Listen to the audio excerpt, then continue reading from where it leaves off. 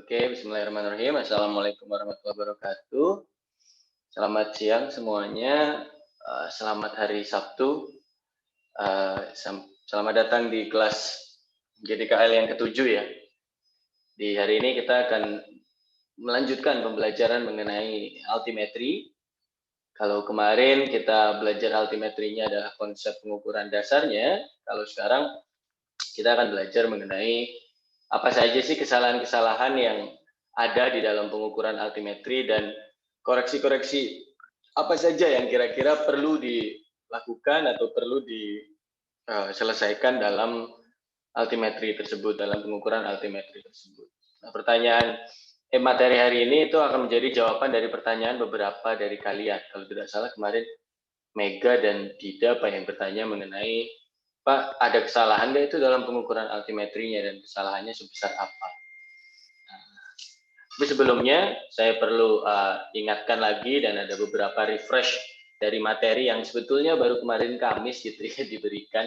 Yaitu yang pertama, kalau bisa kita lihat sama-sama bahwa sejak tahun 92 seperti yang saya sampaikan gitu ya, altimetri itu selalu berlanjut begitu. Tidak pernah ada dari tahun 92 sampai sekarang tahun 2020 altimetri itu stop gitu ya. Altimetri itu selalu berlanjut.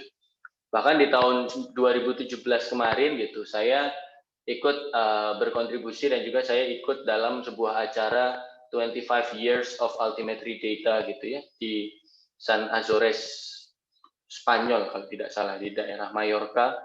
Bukan saya kebetulan yang presentasi adalah supervisor S2 saya atau supervisor tesis saya, tetapi materi yang dipresentasikan itu sebagian besar adalah dari tesis saya. Gitu. Artinya sejak tahun 92 sampai sekarang berarti sudah masuk almost 23 tahun begitu, itu altimetri selalu ada atau altimetri selalu mengukur tinggi muka laut, tidak pernah stop, tidak pernah beristirahat dan tidak pernah ngasuh gitu ya. Nah, dan kalau ditanya kemarin mungkin ada yang bertanya, terus ketelitiannya sampai berapa Pak ketelitian dari altimetri itu gitu ya? Khususnya ya dalam orbit dan juga pengukuran range-nya. Kalau lupa range nanti akan saya jelaskan di slide selanjutnya. Ketelitian dari orbit dan range-nya itu sampai sentimeter. Tapi apakah ini berarti hasil dari pengukuran kita itu sampai ke sentimeter? Bisa jadi tidak. Nah, nanti kita perlu mengenal dan perlu mengetahui apa saja sih kesalahan-kesalahan yang ada di dalam altimetri tersebut sehingga hasil pengukuran kita itu akan lebih baik. Nah, kemarin juga pekan lalu atau hari Kamis kemarin saya juga jelaskan bahwa pada dasarnya gitu ya, altimetri itu punya family begitu atau punya semacam keluarga satelit gitu ya, yang dikeluarkan oleh negara-negara yang berbeda. Dan negara-negara yang berbeda tersebut memiliki orbit yang pada dasarnya sama. Jadi semacam melakukan pergantian pemain gitu ya, substitusi dari si satelit altimetrinya dari satu ke yang lainnya ketika satelit altimetri yang lama ini sudah capek atau sudah ingin beristirahat gitu, alias sudah mau rusak lah alatnya atau lifetime-nya atau masa hidupnya itu sudah mau habis. Seperti yang kemarin saya jelaskan, yang pertama adalah punyanya Kines dan NASA atau punyanya Perancis dan Amerika gitu. Dimulai dari TP, Topex Poseidon dengan Jason 1, Jason 2, dan di tahun 2016 meluncur lagi Jason 3 gitu ya dari sekalian. Nah itu mereka berempat gitu ya, Topex Poseidon, Jason 1, Jason 2, dan Jason 3 itu pada dasarnya satelit yang sama. Cuman ada empat satelit gitu. Jenis satelitnya sama, bentuknya hampir sama, konsepnya hampir sama, orbitnya pun sama. Nah itu yang saya bilang sebagai family gitu ya, satellite family atau keluarga satelit Jason gitu. Nah selain keluarga satelit Jason itu ada yaitu milik ESA atau milik Eropa, ada ERS-1, ERS-2, dan ada Envisat. Nah tapi selain ada IRS-1 dan IRS-2 serta Envisat, di kondisi yang paling baru gitu ya, bisa saya informasikan bahwa satelit dari ESA itu bertambah yaitu dengan adanya Sentinel-3 gitu dari sekalian. Dan ada juga yang namanya Cryosat gitu ya. Jadi ada ERS-1, ERS-2, Envisat, Sentinel-3 dan Cryosat. Nah, selain mereka bertiga itu sebenarnya ada lagi yang lain gitu. Tapi biasanya dianggap ya sama lah, merupakan keluarga-keluarga yang sama, yaitu seperti contoh satelitnya Jepang gitu ya, HY2 itu Jepang dan Cina, dan juga ada satelitnya India gitu dengan Perancis, namanya adalah Saral Altica. Nah, yang ingin saya pastikan atau yang ingin saya berikan informasi adalah karena keluarga satelit itu pada dasarnya sama gitu ya, artinya ada beberapa keluarga satelit yang sistemnya sama, orbitnya sama, dan beberapa halnya sama, sehingga sebetulnya dari tahun 92 sampai sekarang itu orbit yang digunakan untuk setiap keluarga itu hampir sama, sehingga analisisnya itu betul-betul bisa berlanjut gitu tanpa ada gap. Kalau kita main Landsat kan Landsat sebetulnya ada gapnya gitu, apalagi ketika Landsat 7 kala itu rusak begitu ya. Landsat 7 rusak sehingga hasil dari citranya itu ada garis-garisnya kala itu. Nah, altimetri itu alhamdulillah tidak pernah mengalami seperti itu. Jadi sejak tahun 92 sampai sekarang altimetri itu selalu berlanjut, baik keluarga dari INES dan NASA ataupun keluarga dari ESA gitu. Semuanya tetap berjalan masing-masing, saling komplementari. Dan artinya datanya itu betul-betul lengkap, datanya itu betul-betul bagus, dan orbitnya itu hampir sama, bisa dibilang sama persis begitu ya. Nah, provide fixed or repeated ground track pattern for more than 2 decades gitu ya, alias orbitnya sama, cuman satelitnya ya berganti-ganti. TP rusak, Jason 1 udah muncul duluan, Jason 1 mau rusak, Jason 2 naik, Jason 1 habis, Jason 2 yang lanjut, dan sekarang masuk ke Jason 3 kan begitu. Pun halnya dengan yang ESA gitu kan. Artinya datanya itu selalu ada dan juga datanya itu selalu sama istilahnya, konseptual dan cara mendapatkannya.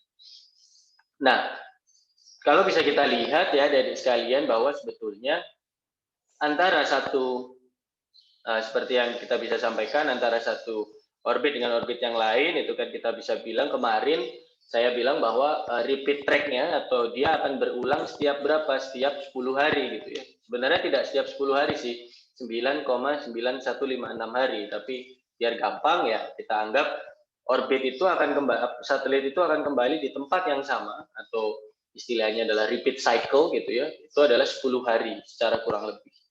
Artinya kalau seperti contoh kemarin, hari ini jam 1 siang gitu ya, ada di atas rumahnya Puja gitu, maka nanti 10 hari kemudian, beberapa jam sebelumnya, mungkin jam 12 atau jam 11 siang, itu ada di atas rumahnya Puja lagi gitu, dan begitu terus berulang selama hampir 23 tahun gitu, sudah terus berjalan. Itu ada di sekalian. Dan ini mungkin yang kemarin belum saya informasikan, dan ini sangat penting bagi teman-teman yang sekiranya ingin melakukan penelitian lebih lanjut dalam bentuk tugas akhir, atau mungkin mau dilanjutkan ke tesis S2 begitu ya, tentang altimetri, bahwa sistem altimetri itu tidak hanya bisa kembali setiap 10 hari begitu, tetapi sistem altimetri itu nanti bisa kembali setiap 136 hari. Hanya saja gara-gara 136 hari itu kan berarti resolusi temporalnya jelek ya. Nah, resolusi spasialnya menjadi semakin baik gitu. Alias antara satu orbit ke orbit setelahnya gitu, itu tuh sangat sangat dekat. Artinya apa? Kalau misal contoh ya kita pakai data yang standar gitu. Bentar, saya disable annotation dulu. Nah, misal data yang standar gitu seperti yang saya beri contoh kemarin, itu jalan ke sini, terus habis itu jalan lagi ke sini, jalan lagi ke sini gitu ya, jalan lagi ke sini, jalan lagi ke sini, dengan jarak yang biasanya sekitar seperti ini dibilang ya, sekitar 80 km begitu ada di sekalian ya, 80 kilo, 80 kilo, dan 80 kilo. Nah, apabila Anda menggunakan yang namanya misi geodetik ya, geodetic mission, fase geodetic mission, misinya sama sebetulnya, satelitnya sama, cuman bedanya gara-gara geodetic mission, dia itu jadi lebih, kalau istilahnya orang Jawa itu lebih rapat atau rengket-rengket gitu ya, antara satu orbit dengan orbit yang lain. Jadi setelah orbit yang warna biru, orbit yang warna merah, merah, merah gitu, merah lagi. Sehingga efeknya apa? Ketika kita ingin kembali ke biru di sini, itu tidak 10 hari lagi, tapi sekitaran 130-an hari gitu. Karena orbitnya dekat gitu ya. Artinya dia agak lama untuk kembali ke titik yang sama gitu. Jadi inilah yang dinamakan geodetic mission. Kalau teman-teman mungkin penasaran, nah ini yang dinamakan geodetic mission. Nah, geodetic mission inilah gitu ya dari sekalian yang digunakan untuk menggambar, untuk mendapatkan data yang lebih apa istilahnya? Data yang lebih banyak gitu dengan resolusi spasial, artinya antara satu orbit dengan orbit yang lain itu lebih kecil jaraknya, sehingga Anda nanti bisa menentukan tidak hanya tidak hanya tinggi muka laut rata-rata, tetapi juga menentukan medan gaya berat, anomali gaya berat, atau nantinya kalau mau bisa mengestimasi atau menurunkannya sebagai sebuah estimasi batimetri. Jadi kalau dibilang, kalau ada yang tanya, seperti beberapa hari yang lalu saya berdiskusi tugas akhir gitu ya, Pak, saya mau menggunakan altimetri untuk menentukan estimasi batimetri. Nah, jawabannya adalah Anda tidak bisa menggunakan fase yang biasa. Fase repeat track itu tidak bisa. Anda harus menunggu satelit tersebut mengalami fase yang namanya geodetic mission. Nah, apa bedanya fase geodetic mission dengan fase repeat track? Tadi, kalau repeat track itu jarak antar orbitnya 80 kilo dan kembali ke titik yang sama setiap 10 hari. Kalau fase geodetic mission, itu jarak antar orbitnya itu bisa jadi hanya 5 atau 6 kilo atau 7 kilo, tetapi kembalinya ke titik yang sama itu setiap 130-an hari. Jadi mengorbankan resolusi temporal atau repeat cycle untuk mendapatkan resolusi spasial yang lebih baik. Jadi saya garis bawahi di sini ya. Kalau cuma mau dapat tinggi muka laut dan ingin mencari let's say sea level rise gitu ya, bagaimana kenaikan muka air laut dari waktu ke waktu, atau misal kita ingin mencari pasut begitu ya, ingin mencari komponen pasut dari altimetri, maka yang cocok adalah repeat track mission atau repeat track phase, fase repeat track yang 10 hari itu dan 80 kilo itu.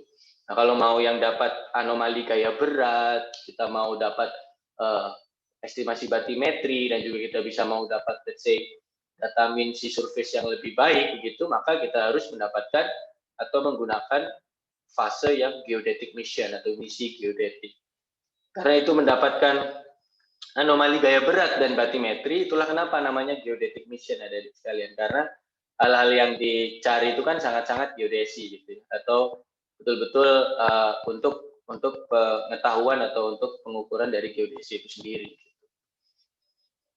Nah, kira-kira inilah yang ingin saya berikan tambahan keterangannya, bahwa satelit altimetri itu sangat cocok untuk digunakan mengamati laut gitu ya, karena dari tahun 92 sampai sekarang itu betul-betul tetap ada datanya gitu. Dan apanya laut yang bisa diamati ya tadi yang saya sampaikan, yaitu permukaan dari air laut atau permukaan laut.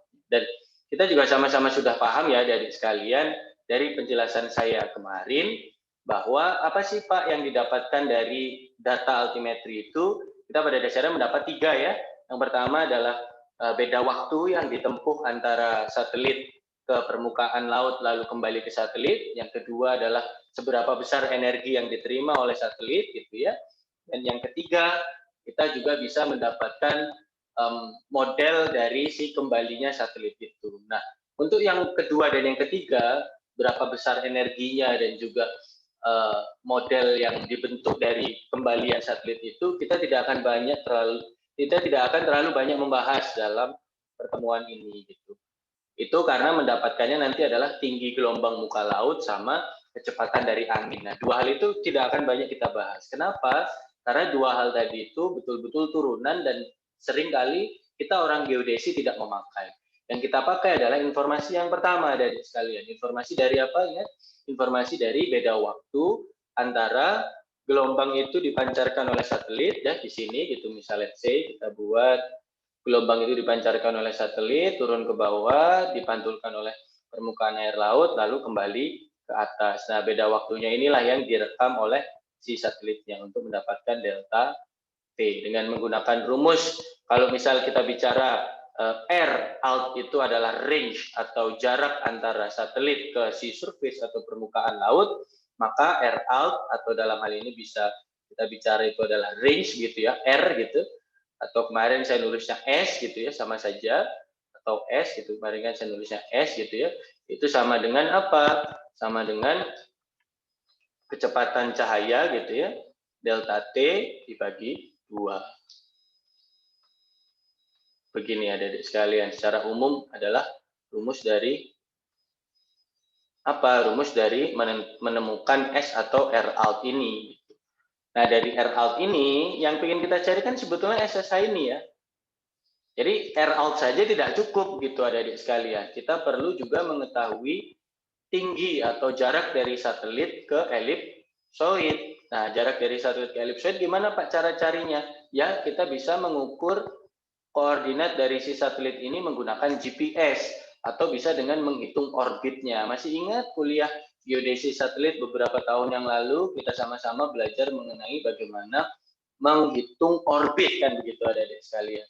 Apabila orbit sudah bisa dihitung, maka kita bisa perkirakan di waktu ini satelit itu berada di atas elipsoid dengan jarak sekian.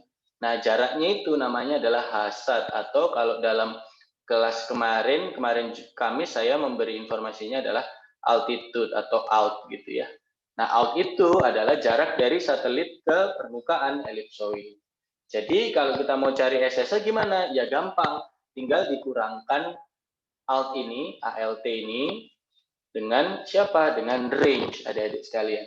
Berarti rumus SSH adalah hasad atau altitude dikurangi R out atau range. Sampai sini bingung?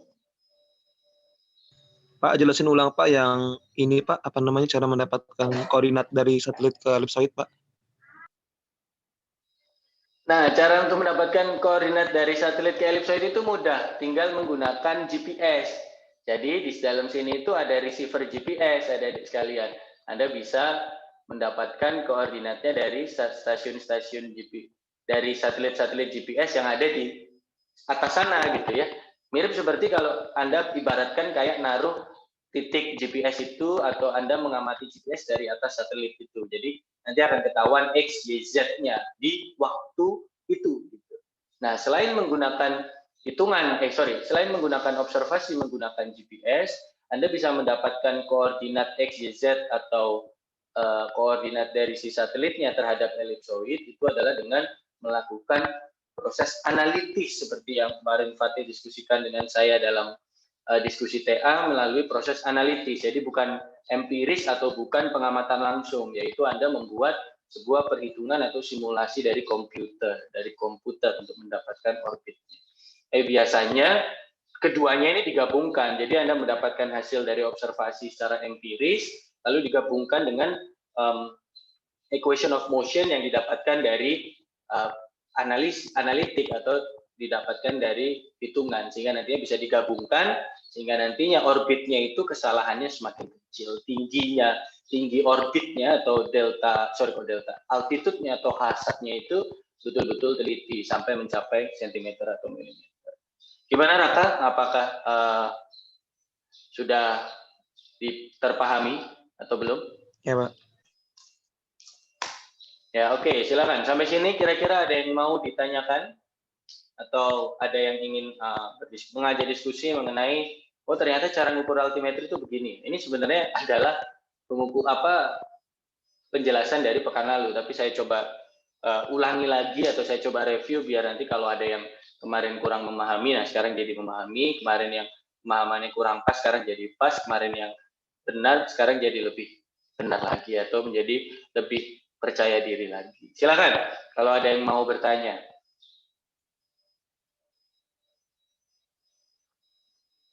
Tidak ada. Oke, kalau tidak ada gantian Pak, saya yang Pak. pada kalian. Oh ya, silakan Hans. Harusnya bukan teplok-teplok gitu ya. Mengetahui kesalahan presisi pada satelit altimetri itu gimana ya Pak? Nah, itu pertanyaan yang harusnya nanti Anda simpan sampai beberapa menit ke depan. Karena itulah yang mau saya tanyakan. Anda kayaknya bisa membaca pikiran ya kayaknya Hans. Saya mau nanyain itu ke Anda tuh beberapa menit lagi tuh. Nanti terjawab Hans. Kesalahannya itu cara menentukannya gimana Pak? Nah, ada di slide ini dan nanti akan kita jelaskan dan kita cari tahu sama-sama. Semoga menjawab nanti Hans ya. Oke, silakan ada lagi yang lain. Atau kira-kira ada yang bisa membaca pikiran saya mau tanya apa selain Hans? Terima kasih Hans, hebat sekali bisa telepati. Lanjut yang lain. Ayo, ada yang lain? Sabtu-Sabtu ini harusnya semangat ya. Ya setiap hari sih harusnya semangat sih. Apalagi kan habis ini sore gitu. Pasti sudah ada rencana-rencana. Silakan. Saya didiemin kayak ini, lagi marahan. Tidak ada. Oke, kalau tidak ada, saya ganti tanya ke kalian. Pertanyaan saya pertama, gampang sekali. Nah, mau ngomong ada tanya, silakan tanya apa. Siapa nih yang mau tanya? Saya, Pak. Siapa? Anda siapa nih? Saya Wahyu Rafdi, Rafdi. 2311762, Oh, ya, Pak. silakan. Gimana, Wahyu Rafdi? Ya, jujur Pak, saya belum nangkep juga, Pak, yang tadi, Pak, terkait apa pengukuran altimetri terus pindahin ke ellipsoid tadi, Pak. Masih bingung, Pak. Oke. Dikit lagi, Pak. Anda bingungnya yang mana nih? Bingungnya yang R out atau hasad atau semuanya? Dari yang hasad ini, Pak, ya, yang di SSH sama dengan hasad itu, Pak. Yang R out sudah tahu? Dikit-dikit ada lah, Pak. Belum paham banget. Ya udah, oke, saya ulang gambarnya ya. Ya, Pak. Kalau tadi R out mungkin tidak perlu diulangi bahwa kalau Anda dapat delta T dari satelit ke bawah lalu kembali ke atas, kita bisa tahu R out ya, atau range. Nah, hasad itu apa? Hasad itu adalah tinggi dari satelit terhadap elipsoid. Saya ulangi, hasad adalah tinggi dari satelit terhadap elipsoid. Atau kalau di kelas kemarin saya ngomongnya itu altitude ya, atau ALT. Kalau ini saya ngomongnya range. Aduh, saya nggak pakai mouse, ini susah banget tulisnya. Nah, ini range. Saya ulangi, hasad itu adalah altitude. Nah, cara dapat altitude itu bagaimana? Cara dapat altitude itu tinggal mendapatkan koordinat kartesian elipsoid dari si satelitnya ini. Sekarang pertanyaannya menjadi berubah, gimana cara menentukan koordinat kartesian 3 dimensi dari si satelit? Kita anggap satelitnya itu mirip seperti benchmark di bumi. Caranya mudah, tinggal mengukur GPS. Jadi GPS itu ditaruh di dalam satelitnya. Ya, Anda anggap kalau Anda lagi mengukur benchmark seperti yang sedang dilakukan Harisin, Nopal, Dian, dan beberapa teman-teman yang lain PKM bersama saya. Itu kan Anda kan kalau mengukur GPS gimana caranya? Berdiriin alat di atas benchmark, nunggu sekian lama, nanti ketemu koordinatnya kan terhadap 0 kan. Koordinat elipsoid kan pasti itu nanti XYZ-nya berapa. Nah, satelit itu juga persis begitu. Jadi menggunakan bantuan satelit-satelit GPS yang ada, itu ya mirip kayak ngukur GPS biasa gitu. Cuman bedanya receiver-nya tidak ditaruh di atas laut atau tidak ditaruh di badan Anda, tapi di dalam satelit. Jadi di dalam satelit itu ada receiver GPS-nya. Dan receiver GPS ini digunakan untuk mendapatkan koordinat XYZ kartesian 3 dimensi geodetik dari si satelitnya itu. Jadi menggunakan bantuan GPS. Nah, dari bantuan GPS itu kan kita nanti tahu tuh berapa misalnya kayak pusat elipsoid gitu ya. Nah, dari sini kan nanti kita akan tahu berapa X-nya, berapa Y-nya, dan berapa Z-nya. Nah, apabila X, Y, dan Z itu diketahui, ya khususnya Z-nya biasanya, maka Z itu nanti, ya X, Y, Z atau resultannya tadi itu, bisa kita rubah menjadi hasad. Jadi bisa kita rubah menjadi altitude antara dari satelit ke permukaan elipsoid. Caranya pakai apa? Pakai GPS. Nah, selain pakai GPS, bagaimana? Ada cara lain nggak, Pak? Ada, yaitu menggunakan seperti yang saya sampaikan tadi, menggunakan perhitungan atau secara analitik. Di geodesi satelit kan kita tahu, kalau kita punya 6 elemen Keplerian, masih ingat apa aja 6 elemen Keplerian itu? Saya sudah lupa ya. Apa saja 6 elemen Keplerian itu? Ada A atau apa namanya sumbu mayor elipsoid, ada E atau super F atau B. Lalu ada apa lagi? Ada inklinasi kan? Ada RAAN, right ascension of ascending node. Lalu ada apa lagi? Duanya nih. Ayo duanya nih apa lagi? Perigee time atau point of perigee, sama satunya lagi ada apa? Masa lupa, harusnya apal ya, sampai sekarang harusnya adalah anomali atau min anomali. Masa lupa. Jadi ada 6. Dari 6 orbit Keplerian itu, maka nanti kita akan bisa membuat 6 elemen orbit Keplerian ini, maka kita bisa membuat yang namanya orbitnya secara hitungan. Tidak pakai GPS, tapi secara hitungan. Apakah itu benar? Bisa jadi benar, bisa jadi salah. Nah, biar kita semakin percaya diri dengan hasilnya, maka kita gabungkan keduanya. Hitungan dari elemen orbit Keplerian ditambahkan dengan hitungan dari GPS. Nah, digabung, dapatlah orbit yang baik. Gimana Wahyu Rafdi? Apakah semakin lost atau... Kalau tidak paham, disampaikan tidak pahamnya di mana gitu. Insya Allah, Pak. Atau kalau kata Mim, saya aja tidak paham, saya tidak pahamnya di mana gitu. Biasanya begitu tuh. Kata saya tidak paham, tidak pahamnya di mana. Ya, coba tanya, saya nggak tahu apa yang mau, saya tidak. Ya gimana. Terima kasih Wahyu Rafdi. Semoga sedikit bisa lebih tercerahkan dengan apa penjelasan saya. Yang lain silakan. Kalau ada yang mau bertanya sebelum pertanyaan. Terima kasih Bapak Kahim. Sebelum saya lanjut ke saya yang bertanya. Silakan. Pak, izin bertanya Pak. Mengenai yang tadi dijelaskan aja. Ya silakan Wendy. Pak, kan kalau untuk GPS itu ada data yang bisa digunakan hanya untuk pemerintah aja Pak, kayak private gitu. Apakah di satelit altimetri itu juga kayak gitu Pak? Soalnya kan itu kan satelitnya dari negara ini, andaikan yang meluncurkan. Siapa tahu ada kelebihannya untuk negara tersendiri gitu Pak. Data apa yang didapat yang nggak didapetin oleh publik. Pertanyaan yang bagus ya. Untuk yang kalau Anda bicara ada PY, habis itu ada CA, itu sebenarnya konsep yang sangat lama. Konsep yang zaman sekarang itu sudah tidak ada rahasia-rahasiaan lagi sebetulnya. Jadi aslinya kalau kamu tanya, apakah datanya ada yang dirahasiakan Pak GPS-nya? Oh tidak ada. Sekarang sudah data GPS itu HP Anda pun atau misal receiver yang ada di lapangan itu selama receivernya baru, itu sebetulnya tidak hanya mendapatkan CA saja sekarang, tapi sudah bisa mendapatkan PY sebetulnya gitu. Sehingga kalau ditanya apakah ada data yang disimpan atau dirahasiakan oleh negara tertentu GPS-nya, Pak, jawabannya adalah tidak. Itu satu. Dan dua, ingat altimetri itu bukan GPS ya. Jadi kalau Anda tanya, Pak nanti dari altimetri saya bisa dapat koordinat saya di lapangan enggak gitu. Altimetri itu penggunanya GPS. Jadi mirip kayak Anda turun ke lapangan, ukur GPS di lapangan, terus dapat koordinatnya. Ya itulah yang altimetri gunakan. Gitu. Jadi altimetri menggunakan hasil dari koordinat pengukuran menggunakan GPS tadi.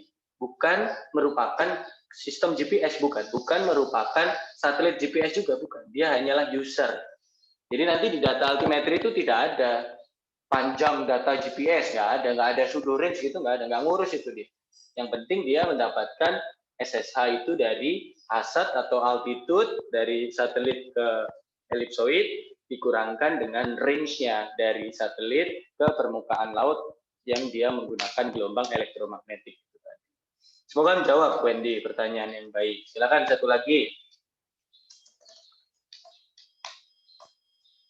Silakan, ada yang mau bertanya lagi?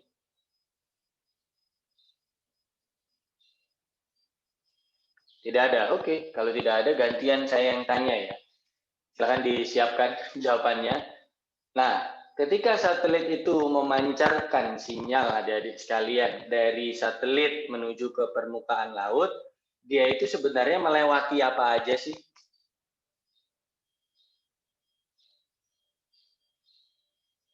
Saya ulang, ketika satelit itu memancarkan sinyal, satelit altimetri nih, memancarkan sinyal dari si satelitnya ke permukaan laut, sebetulnya sinyalnya itu akan melewati apa saja?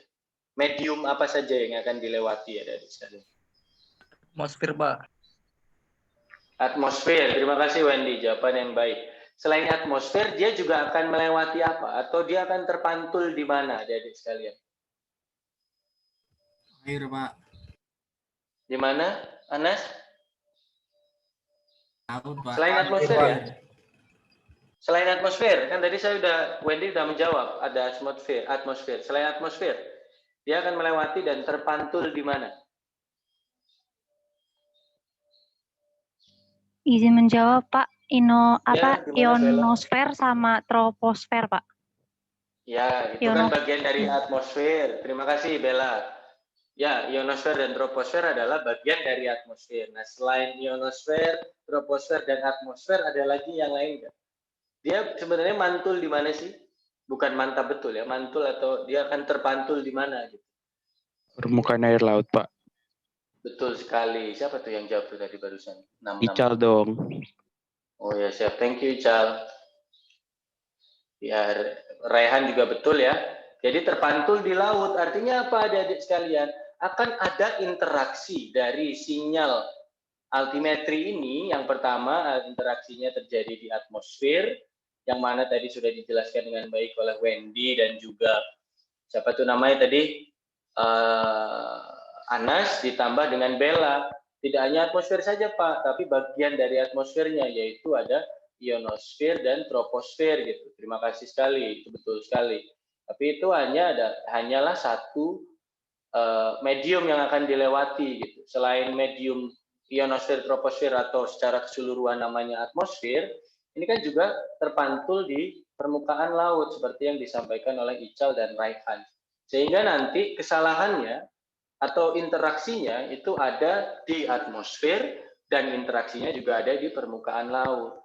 Jadi kalau ditanya sumber kesalahannya di mana aja, Pak? Sumber kesalahannya kalau kita lihat dari medium tempat dia lewat atau jalan, maka yang pertama adalah sumber kesalahannya dari atmosfer dan yang kedua dari permukaan lautnya itu sendiri. Itu adalah dua sumber yang nanti akan kita jelaskan lebih dalam di slide-slide selanjutnya. Nah, sekarang pertanyaannya saya berubah atau punya pertanyaan lain. Kira-kira satelitnya sendiri itu selalu benar atau bisa mengalami kerusakan nggak? Satelit ini kan memancarkan sinyal ya. Apakah sinyalnya ini selalu dianggap benar ataukah maksud saya adalah pemancarnya itu selalu dianggap benar ataukah ada kesalahan? Kadang enggak, Pak.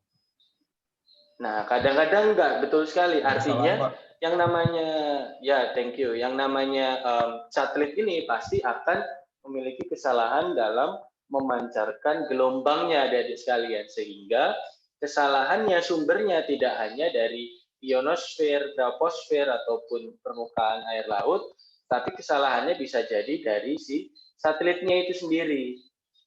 Wabil khusus adalah osilator, si pembangkit gelombangnya ini yang bisa jadi terjadi kesalahan.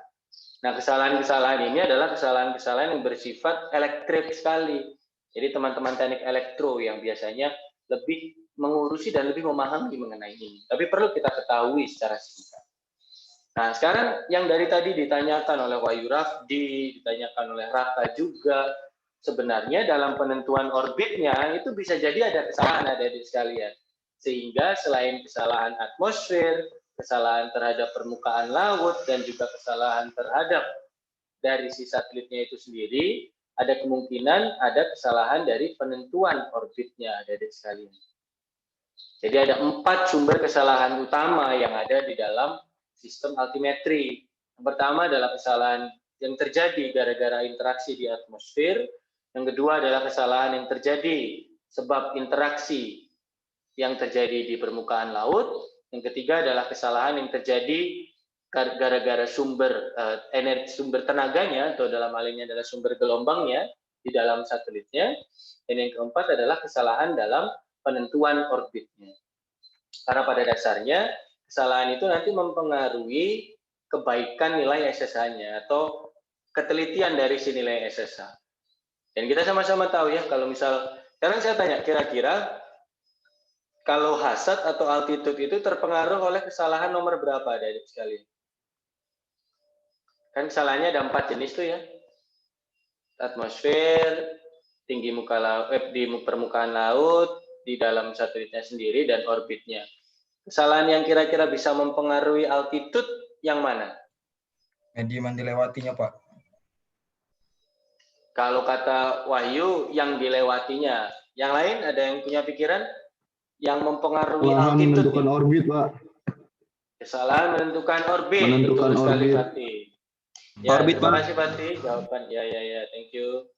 Jawaban yang benar dari Raka dan Fatih, karena penentuan altitude itu pada dasarnya tidak memerlukan sinyal dari altimetri itu sendiri, tapi dia menentukan koordinatnya dari bantuan GPS ataupun perhitungan secara analitik, maka altitude itu akan dipengaruhi oleh kesalahan nomor 4 adik-adik sekalian, atau kesalahan dari penentuan orbitnya. Sedangkan dalam menentukan range itu kan kita pakai gelombang elektromagnetik yang melewati atmosfer sampai di permukaan laut, ada interaksi dengan permukaan laut, kembali di atas, bisa jadi di satelitnya juga ada kesalahan kan dalam pemancaran gelombangnya itu.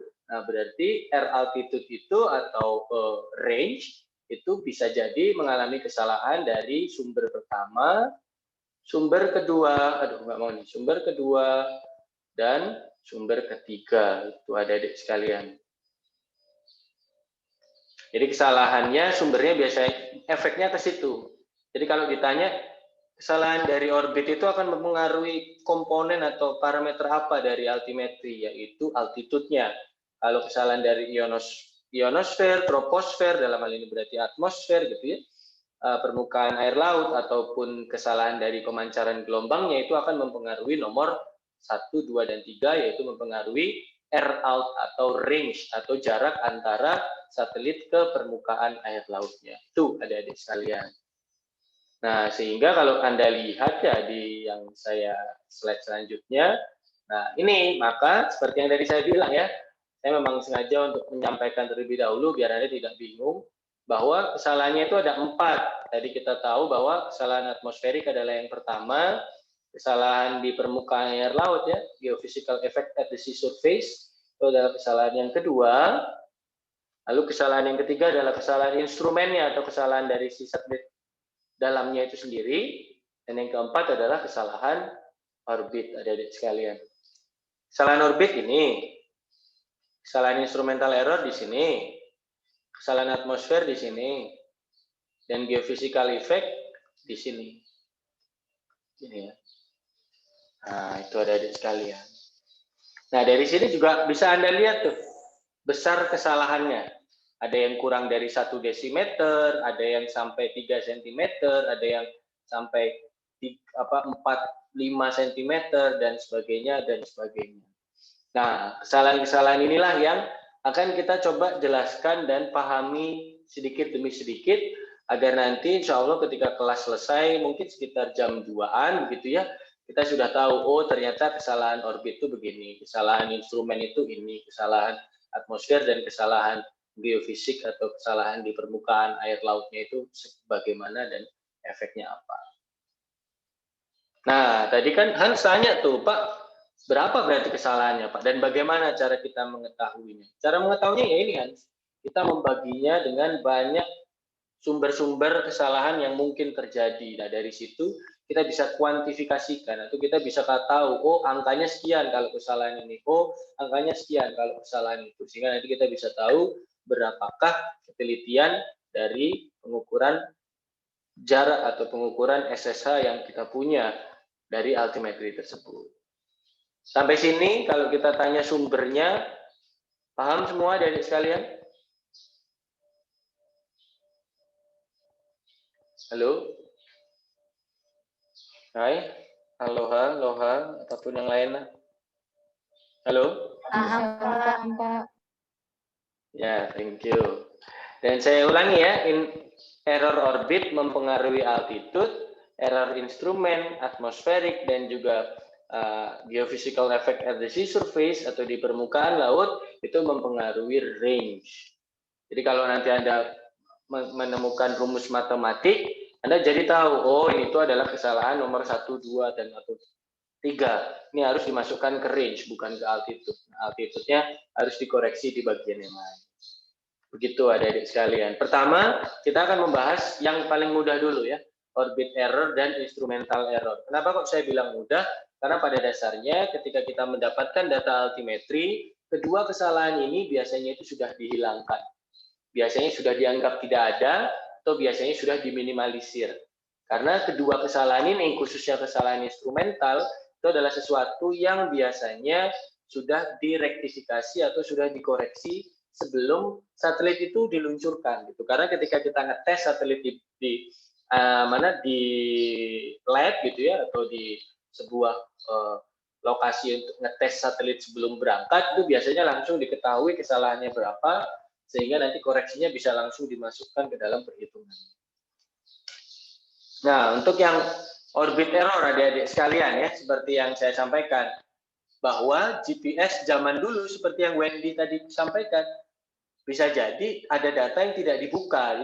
Itu betul ya dalam beberapa tahun setelah altimetri itu ada. Karena kan altimetri itu hilang selective availability-nya atau hilang penutup datanya itu di sekitaran tahun 90-an gitu ya, ketika saya lupa ya, Carter kalau tidak salah, Presiden Carter, dan juga setelah itu presiden yang itu siapa, bukan Hillary Clinton nggak pernah jadi Presiden Clinton ya kalau tidak salah, itu membuka batas dari si GPS Y dan juga si A, sehingga nanti datanya tetap bagus. Nah, itulah yang mengapa zaman dahulu gitu ya, datanya itu memang masih jelek gitu ya.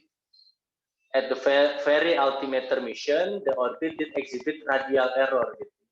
Karena errornya memang jelek sekali gitu adik sekalian. Errornya itu sangat jelek karena sinyal GPS-nya kala itu juga jelek. Nah, akhirnya setelah GPS itu semakin baik, datanya semakin dibuka, ditambah dengan pengetahuan yang kita dapat dari gaya berat bumi. Nah, ini nanti saya akan beri di pertemuan ke-9 berarti ya. Ya, ke-9. Ketika kelas setelah UTS gitu, saya akan berikan informasi mengenai misi untuk mengukur gaya berat bumi gitu. Nah, misi untuk mengukur gaya berat bumi ini besar hubungannya dengan orbit. Karena apabila kita mengukur orbit, itu pada dasarnya kita itu mengukur gaya berat bumi aslinya. Sehingga kalau kita mau orbit kita teliti, ya kita harus mengukur gaya berat bumi. Gitu. Dengan adanya informasi gaya berat bumi, maka kita bisa menghilangkan kesalahan dari error orbit itu sampai sentimeter, bukan desimeter ya, sampai tingkat sentimeter. Nah, nowadays atau zaman-zaman sekarang biasanya orbit error itu bahkan bisa sampai milimeter karena anggapannya sudah dikoreksi dengan kemampuan terbaik kita. Jadi ya besok ketika Anda ada mungkin mengajarkan TA atau mungkin Anda melakukan penelitian atau pekerjaan berhubungan dengan altimeter, perlu diingat bahwa orbit error ini biasanya sudah dianggap hilang atau sudah selesai, atau sudah tidak ada lagi. Tapi di balik layar, peneliti-peneliti itu selalu meneliti bagaimana caranya agar orbit itu bisa semakin baik dan semakin baik. Dan contoh seperti di institut tempat saya melakukan tesis dulu di Jerman itu, ada 1-2 orang doktor gitu ya, dan juga peneliti lah istilahnya, yang berfokus pada penentuan orbit dari altimetri ini, agar hasil dari orbitnya itu menjadi semakin baik, yang sentimeter itu menjadi lebih kecil lagi. Jadi mereka tidak apa ya? Mereka tidak berfokus pada hasil altimetrinya seperti apa, tidak, tapi berfokus pada penentuan orbitnya, baik secara analitik maupun secara empirik ataupun ditambahkan dengan input dari data equation of motion yang didapatkan dari gaya berat, medan gaya berat yang ada di bumi, sehingga nantinya ketika semua itu digabung akan menjadi model orbit yang paling teliti atau yang lebih teliti daripada yang lainnya. Ada yang berfokus ke itu saja. Jadi bisa dikatakan bahwa altimetri itu sebenarnya banyak sekali tempat untuk berkarya gitu ya, banyak sekali tempat untuk apa istilahnya itu, banyak sekali tempat untuk meneliti dan banyak sekali tempat untuk berkembang gitu di dalam dunia altimetri. Karena altimetri tidak hanya aplikasinya dalam geodetik ataupun oceanografik saja, tetapi di balik layar itu juga banyak yang bisa dilakukan. Nah, untuk yang koreksi dari si orbit error itu, ingat adik-adik sekalian sudah dimasukkan ke dalam data altimetrinya, sehingga asumsinya biasanya ketika orang melakukan pengukuran menggunakan altimetri, ketika dia menganggap ini sudah benar, ya tidak ada koreksi orbit yang lalu nanti dimasukkan, karena koreksi orbitnya sudah dianggap benar sebelum datanya itu sampai ke tangan si peneliti tadi. Tetapi kalau ternyata ada orang yang ingin menghilangkan efek dari orbit error, karena bagi dia, ya harusnya dihilangkan dong efek dari kesalahan orbitnya, maka bisa menggunakan metode analisis yaitu crossover analysis. Nah, crossover analysis ini adalah metode yang saya gunakan ketika saya tesis kemarin. Intinya, satelit altimetri itu turun ke bawah di satu orbit, dan bisa naik ke atas di orbit yang lain. Ketika kita menemukan crossover itu berarti titik temu dari si pengamatan satelit altimetri itu di sebuah titik di pertemuan di sini dan di sini, di tengah sini gitu ya, maka kita bisa mengkurangkan hasil pengukuran dari naik dan dari turun gitu, dari begini dan begini, sehingga nantinya akan bisa menghilangkan orbit errornya. Apabila yang di sini ada orbit error, yang di sini ada orbit error, kalau keduanya diselisihkan, apa yang terjadi dengan orbit errornya? Saling mengurangi atau saling cancel out, begitu adik-adik sekalian konsepnya. Sehingga orbit errornya nanti bisa dikurangkan, orbit errornya bisa dihilangkan menggunakan metode crossover analysis. Tapi ini biasanya terjadi di level, let's say S2 ataupun level kalau mau penelitian yang lebih teliti lagi. Untuk penelitian S1 mungkin secara konseptual bisa kita anggap bahwa orbit errornya ini sudah ditemukan dan ketelitian yang dihasilkan dari koreksinya sudah cukup sufficient atau sudah enough atau sudah cukup gitu ya untuk penelitian yang kita lakukan. Itu adik-adik sekalian. Nah, sebelum bertanya, saya akan lanjutkan dulu ke mana namanya nih, instrumental error agar nanti bisa ditanyakan kalau misalnya ada yang mau ditanya. Nah, yang mau saya jelaskan mengenai instrumental error itu sebetulnya tidak banyak ya adik-adik sekalian, bahwa pada dasarnya instrumental error itu selalu bisa dilakukan sebelum dilakukan peluncuran. Jadi contoh ada yang namanya electronic signal delay. Jadi electronic signal delay itu maksudnya apa? Anda pernah coba mabar ya, mabar mungkin MLBB gitu atau mabar PUBG atau misal kalau saya mabar Dota gitu ya. Mabar Dota ketika Anda ngeklik klik kanan gitu mau membunuh creep gitu ya, ternyata butuh beberapa milisekon sampai hero kita itu berjalan ke arah situ gitu. Ada lag begitu ya. Ada delay dari kita klik sampai kliknya itu berjalan menjadi sebuah action dari si hero kita. Nah, itu namanya adalah signal delay atau lag ya, ngelag ya. Atau kalau misal dalam istilah game itu latensi gitu. Kita klik sampai kliknya itu betul-betul jadi action. Nah, itu yang dinamakan signal delay, alias ketika altimetri itu saya mau on sinyal saya. Nah, dari mencet tombol on sampai gelombangnya betul-betul keluar, nah itu namanya adalah electronic signal delay. Yang mirip kayak kalau kita main, kalau lagi nge-lag banget kan kita ngeklik apa lawan gitu, biar apa istilahnya biar bisa nge-ATM orang gitu kan, itu kok lama sekali nih, wah nge-lag sekali nih, itu berarti latensinya lagi besar sekali kan, atau kasarannya pingnya itu gede banget. Gitu. Oh ya, dan itu bisa dihilangkan dengan kalibrasi sebelum peluncuran. Nah, itu namanya adalah electronic signal delay. Nah, kesalahan yang kedua, instrumental error itu ada yang namanya oscillator drift. Oscillator drift itu apa sih? Ingat, sebetulnya gelombang elektromagnetik itu kan butuh pembangkit. Pembangkitnya itu biasanya namanya adalah osilator. Osilator itu pembentuk gelombang gitu. Nah, semakin lama osilator drift ini kan dipakai, jadinya capek ya, ada fatigue atau dia akan mengalami kesalahan yang tidak dia sadari gitu. Dia akan semakin lama semakin geser ke kanan aja gitu, geser ke kiri begitu. Sehingga dia itu ada kesalahannya yang harusnya ngukurnya itu 50, ternyata gara-gara ada driftnya, ngukurnya jadi 51, jadi 52, jadi 53 gitu. Atau bahkan jadi lebih pendek gitu kan. Alias apa? Umur gitu lah, itu ada hubungannya dengan si umur dari pembangkitnya tadi, dan umur dari pembangkit itu bisa kita prediksi dan bisa kita buat sebuah modelnya sehingga harus bisa kita kontrol. Sama halnya dengan offset of the antenna phase center. Nah, ini namanya, ini maksudnya adalah kalau misal let's say ya kita punya satelit gitu, ini satelit ya dari sekalian, lalu ternyata osilator atau alat yang digunakan untuk membangkitkan sinyal kita itu ada di sini. Ada di kotak kecil ini. Dan sebenarnya sumber dari sinyal itu ada di sini. Jadi aslinya kalau kita mau bicara ketika sinyal itu dipancarkan, di mananya satelit sih? Ya berarti di sini ya. Saya kasih warna merah. Berarti di sini.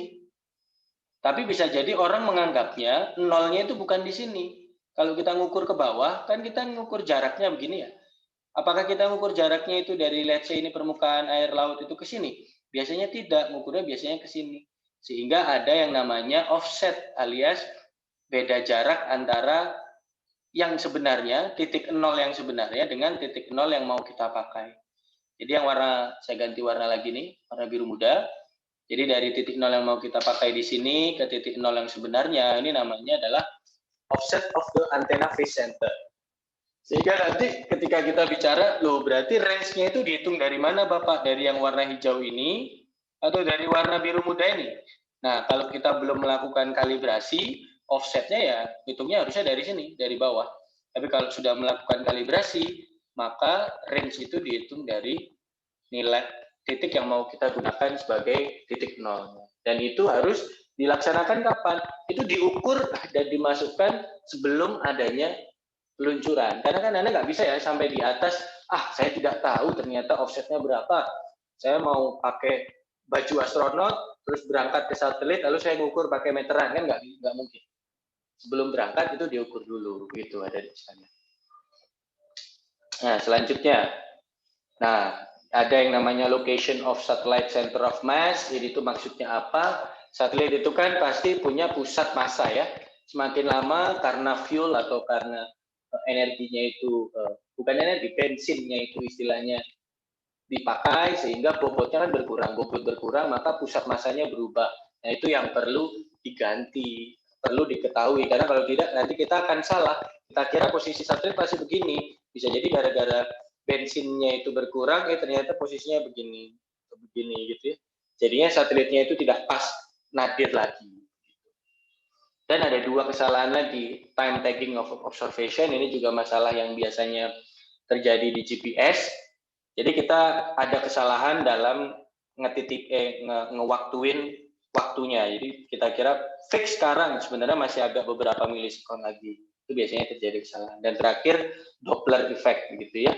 Artinya observation are talking while the satellite move. Jadi bisa jadi gara-gara satelit itu bergerak ketika mengamati, ternyata kecepatan relatif terhadap si satelit itu berbeda, sehingga kecepatannya bukan C lagi, tapi C ditambah atau dikurangi sedikit karena ada yang namanya Doppler effect. Nah, sampai sini bingung? Kalau yang instrumental error saya yakin agak bingung ya, karena memang ini konsepnya itu sebenarnya untuk teman-teman elektro, tapi teman-teman geomatika atau geodesi itu penting untuk tahu agar oh iya ya, berarti kesalahannya itu ini. Nah, tapi untuk data yang biasanya saya pakai, kesalahan-kesalahan yang tadi dijelaskan oleh Pak Zul itu sudah dihilangkan atau sudah diasumsikan hilang untuk instrumental error dan orbit error. Begitu adik-adik sekalian. Sampai sini ada yang mau ditanyakan terlebih dahulu mengenai orbit error dan instrument error? Atau sudah lost ya? Kurang mengerti, Pak. Kurang mengerti yang bagian mananya? Dari osilator drift itu, Pak. Oke. Iya, nah ini nih yang jadi challenging. Sebenarnya bagian yang ini itu tidak perlu banyak acaranya dimengerti, tapi tidak sampai ngerti banget. Intinya adalah instrumental error itu sesuatu yang terjadi gara-gara adanya kesalahan di dalam satelitnya. Dan kesalahan satelit itu harus diketahui dan harus dikoreksi biasanya sebelum satelit itu diluncurkan. Agar Anda masih tetap bisa mengukur dengan teliti. Akhirnya, ketika data itu sudah didapatkan oleh kita sebagai orang geodesi yang akan mengukur atau menggunakan datanya, seringkali sudah kita anggap bahwa data ini itu sudah bersih atau terbebas dari kesalahan instrumen dan juga kesalahan orbit. Itu mungkin yang perlu saya sampaikan. Kalau ternyata ada yang kebingungan definisi salah satunya nggak apa-apa, tapi kalau keempat-empatnya, nah saya bingung nanti ini waktunya habis hanya untuk menjelaskan yang bagian ini saja. Tadi siapa Harisin ya? Itu siapa tuh? Atau Hanif?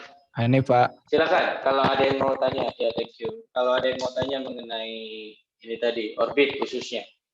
Kalau instrumen mungkin sambil lalu dulu. Oke, ada yang mau bertanya?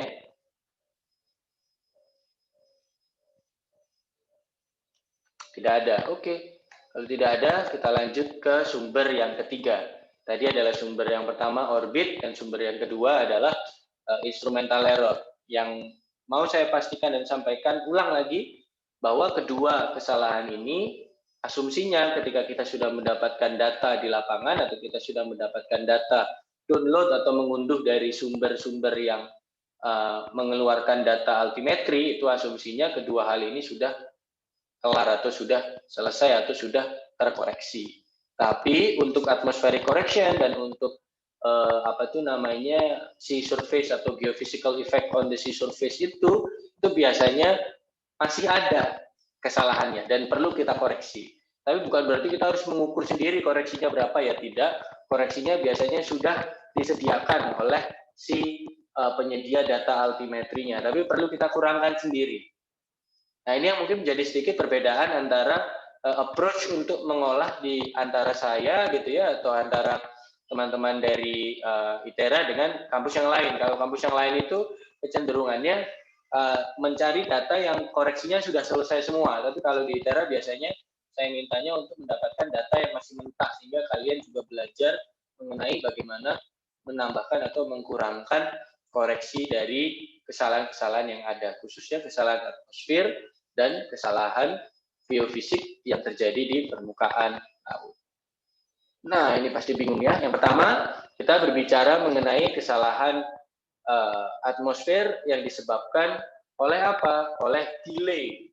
Jadi kita sama-sama tahu seperti di dunia kemarin survei GPS gitu ya, bahwa atmosfer itu menyebabkan sebuah kesalahan yang dinamakan adalah signal delay. Jadi sinyalnya, karena kita menggunakan gelombang elektromagnetik, adik-adik sekalian, itu terjadi delay atau terjadi keterlambatan, nge-lag begitu ya. Yang harusnya sudah sampai ke sini, ya ternyata kecepatannya berkurang, jadi agak turun ke belakang.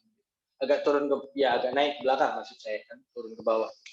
Dan sebaliknya, ketika kembali lagi ke atas, let's say yang harusnya 5 detik, gara-gara ada signal delay, ya jadi lebih lambat sedikit, 5, sekian milidetik.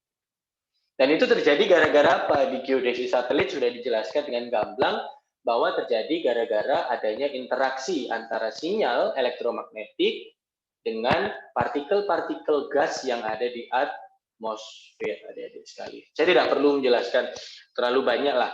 Kan kemarin kalau di set geodesi satelit sudah dijelaskan ya, ada yang konsep yang namanya pendaran Rayleigh, ada pendaran Mie, dan pendaran non-selektif. Yang itu betul-betul merupakan konsep dasar dari apa sih efek terhadap efek dari adanya gas-gas di atmosfer terhadap apa? Terhadap sinyal dari yang diterima ataupun yang dipancarkan dari dan ke satelit. Kalau misal ternyata ingin membahas lagi lebih dalam, di YouTube saya di semester lalu saya sudah menjelaskan di mata kuliah geodesi satelit, khususnya bagian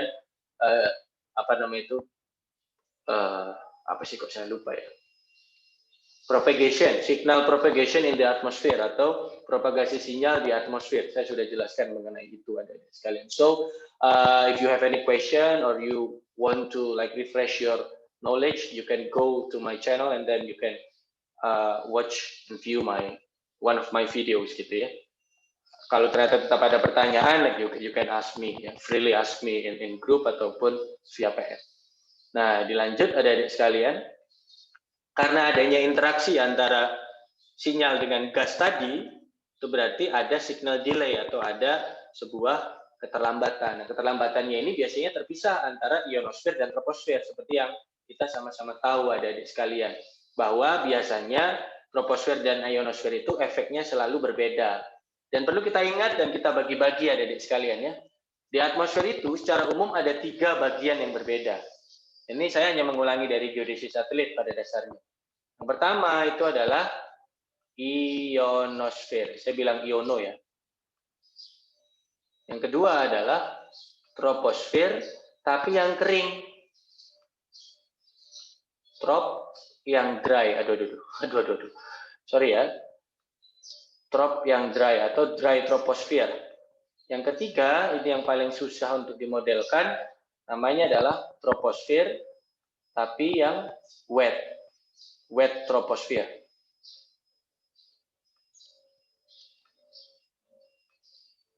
Nah, saya ulang, jadi atmosfer itu pada dasarnya dalam dunia pergeodesian atau dunia perambatan sinyal yang biasanya namanya itu adalah electrodynamics gitu ya, atau atmospheric refraction, atau misal kita bisa bilang atmospheric delay ya, itu fisik ya, atmospheric physics. Itu ada tiga bagian dari atmosfer yang sering kita gunakan dan memiliki ciri khas masing-masing. Yang pertama adalah ionosfer, yang kedua adalah dry troposfer alias troposfer yang bagian kering, dan yang ketiga adalah troposfer yang bagian basah. Kenapa kok kita bicara troposfer bagian kering dan bagian basah? Karena sebetulnya troposfer bagian kering itu terjadi atau itu merupakan perwakilan atau merupakan apa istilahnya? Itu merupakan efek dari adanya tekanan dari si atmosfer itu sendiri. Itulah kenapa kalau dry troposfer itu sangat mudah untuk dimodelkan, karena pada dasarnya semakin ke atas ya tekanan itu semakin rendah kan ya. Kalau kita sama-sama tahu ya. Dan sebaliknya, kalau semakin bawah maka kita nanti akan bisa mendapatkan tekanan yang lebih baik. Dan Anda bisa lihat di sini adik-adik sekalian bahwa sebetulnya koreksi range-nya itu, range correction, DH dry dalam milimeter, itu dengan rumus dasar yang seperti ini. Dan Anda lihat P-surf. P-surf itu apa? Tekanan di surface atau tekanan di permukaan air lautnya. Nah, let's say kalau tekanan di permukaan air lautnya itu sekitar 980 sampai 1035 hektopascal, maka koreksi range-nya atau D-range untuk dry troposfer itu sekitar 2250 mili sampai 2350 mili. Or in other word, berarti 225 cm atau 235 cm, atau dalam meter berarti 2,25 sampai 2,35 cm. Itu adik-adik sekalian. Artinya apa? Artinya untuk menentukan dry troposfer ini nilainya berapa itu sangat mudah. Selama kamu sudah bisa memodelkan yang namanya tekanan di permukaan laut atau permukaan darat, permukaan bumi lah kasarannya, maka Anda bisa menentukan koreksi range dari troposfer yang dry ini. Alias kalau misal bahasa anak zaman sekarang itu menentukan koreksi dry troposfer itu cincai banget ya, gampang sekali. Tidak perlu ada sesuatu yang terlalu menyusahkan gitu adik-adik sekalian. Nah, orang mikir tidak banyak ke sini karena dry troposfer itu sudah mudah dimodelkan, kita sudah tahu model yang lumayan teliti sehingga mudah sekali untuk mendapatkan hasil koreksinya, gitu adik-adik sekalian. Nah, ini yang terjadi dengan dry troposfer. Tapi apakah semuanya mudah seperti dry troposfer? Tidak semudah itu, gitu ya. Tidak semuanya semudah dry troposfer, adik-adik sekalian. Ada yang namanya wet troposfer. Wet troposfer ini lumayan susah. Karena kalau tadi dry troposfer itu hanya dipengaruhi oleh apa itu namanya tekanan atmosfer saja, kalau ini dipengaruhi oleh water vapor. Ada yang tahu water vapor itu apa? Water vapor itu adalah uap air. Atau kalau bahasa COVID sekarang itu droplet ya, water droplet. Itu ada adik sekalian. Dan water droplet itu betul-betul vary dari satu tempat ke tempat lain, dan itu agak susah untuk dimodelkan karena biasanya tergantung dengan kondisi di sebuah tempat, betul-betul lokal gitu. Kalau kita membuat sebuah model yang lumayan global, itu tidak bisa mewakili bentuk yang sebenarnya yang sebenarnya gitu ya. Hanya bisa melakukan pendekatan saja. Nah, oleh karena itu, wet troposfer atau dalam hal ini adalah water vapor itu biasanya didekati dari dua model. Yang pertama adalah model meteorologis yang biasanya itu memang agak tidak seberapa teliti, atau yang kedua menggunakan radiometer, pengukuran radiometer. Radiometer itu pengukuran yang dilakukan di satelit itu sendiri. Jadi satelit juga punya alat yang namanya radiometer untuk mengukur kelembapan. Water vapor itu sebenarnya kelembapan, humidity. Salah satunya gitu. Jadi semakin banyak water vapor atau semakin banyak uap air, ya harusnya di sana semakin humid gitu ya, semakin lembab. Nah, bisa menggunakan yang namanya pengukuran radiometer itu adik-adik sekalian. Dan wet troposfer ini akurasinya tidak seberapa baik begitu. Sama halnya kalau Anda lihat di gambar yang ini ya. Nah, wet komponen itu 3 sampai 45 cm. Warnanya merah karena pemodelannya tidak bagus-bagus amat. Kalau dry troposfer ini gampang sekali, mudah sekali. karena kita sudah punya model yang baik. Sedangkan kalau yang wet troposfer ini masih tidak seberapa bagus. Jadi intinya banyak orang yang masih mencoba untuk mencari koreksi altimetri yang baik untuk wet troposfer ini dan masih dalam penelitian yang berkelanjutan. Gitu adik-adik sekalian. Nah, ya kan? Why is the wet troposphere correction so critical? Nah, kenapa kok so critical? Ya karena memang masih dalam perkembangan begitu adik-adik sekalian. Seperti yang tadi saya sampaikan ya, error of wet tropo correction close to the coast may reach centimeter to decimeter. Artinya adik-adik sekalian, ternyata altimetri ini perlu juga saya sampaikan, itu baik sebenarnya hanya sampai 40 km dari pantai. Kalau sudah mendekati pantai, apa yang terjadi? Sudah tercampur dengan darat footprint-nya, sehingga hasilnya bisa jadi jelek adik-adik sekalian. Mirip seperti hasil wet troposphere correction ini, karena kita pakai radiometer footprint-nya 50 kilo, altimeter footprint-nya cuma 2-10 kilo. Nah ini beda footprint-nya, ini sudah mendekat ke pantai gitu, wah sudah langsung hancur datanya, sudah langsung jelek gitu. Dan itu yang menyebabkan biasanya memang wet troposphere ini masih dalam sebuah penelitian yang terus berlanjut agar altimetri itu ketelitiannya menjadi semakin baik. Dan itu yang saya tadi sampaikan bahwa pengukuran altimetri kalau di pesisir itu tidak bagus-bagus amat. Makanya ada beberapa orang di dunia ini yang juga berfokus pada bagaimana sih untuk menemukan data atau menghitung atau bagaimana mengukur ulang altimetri agar data yang ada di pesisir itu jadi baik. Dan salah satu yang paling dipercaya begitu ya di dunia altimetri untuk mengukur bagian pesisir itu kebetulan adalah supervisor saya S2 gitu. Namanya adalah Dr. Pasaro yang menemukan metode namanya ALES. Nah, kalau teman-teman yang KP bersama saya pasti tahu namanya ALES itu apa. ALES adalah sebuah retracker atau sebuah proses ulang yang bisa membuat data altimetri itu lebih baik di pesisir dibandingkan data biasa. Begitu adik-adik sekalian. Nah, ini adalah wet troposphere. Kalau tadi ini dry troposphere.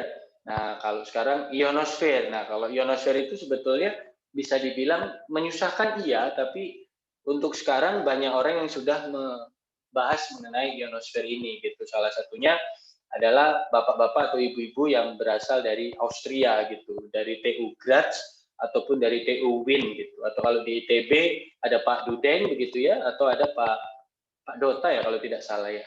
Pak Dota dari ITB atau yang sekarang lagi berkuliah di TU Wien atau TU Graz juga ada.